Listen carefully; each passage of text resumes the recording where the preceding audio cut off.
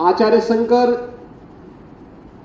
जब अपने अद्वैत ज्ञान से परिपूर्ण होकर के आगे की साधना के लिए वे काशी में आए, तो काशी में साक्षात भगवान विश्वनाथ ने उनकी परीक्षा लेनी चाहिए और उन्होंने इस बात को देखा कि प्रातःकाल जब ब्रह्म मुहूर्त में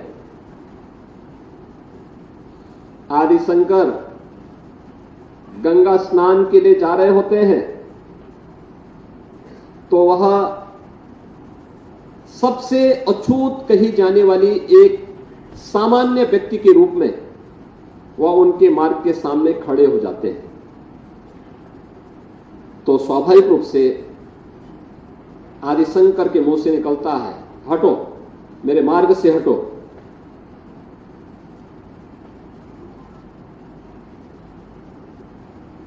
तो सामने से जो चंडाल होता है वह एक प्रश्न पूछता है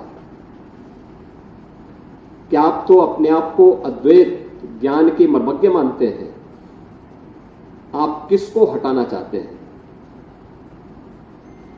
आपका ज्ञान क्या इस भौतिक काया को देख रही है, इस भौतिक काया के अंदर बसे हुए ब्रह्म को देख रही है? अगर ब्रह्म सत्य है तो जो ब्रह्म आपके अंदर है वही मेरे अंदर भी है, और इस ब्रह्म सत्य को जान करके अगर आप इस ब्रह्म को ठुकरा रहे हैं तो इसका मतलब आपका ये ज्ञान सत्य नहीं है। तो उन्होंने, वही भौचक थे, एक चंडाल के मुंह से इस प्रकार की बात। उन्होंने कहा कि आप कौन हैं, मैं जानना चाहता हूं।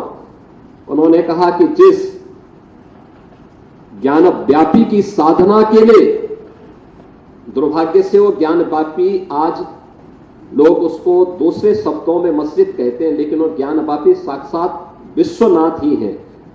जिस ज्ञान व्यापी की उपासना के लिए आप केरल से चल करके यहां आए हैं, मैं उसका साक्षात स्वरूप विश्वनाथ हूं।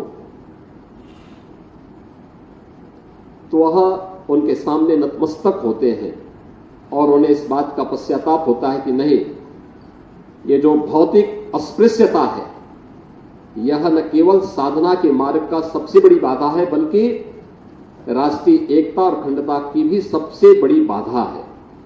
और इस बड़ी बाधा को अगर हमारे समाज ने समझा होता तो देश कभी गुलाम नहीं होता।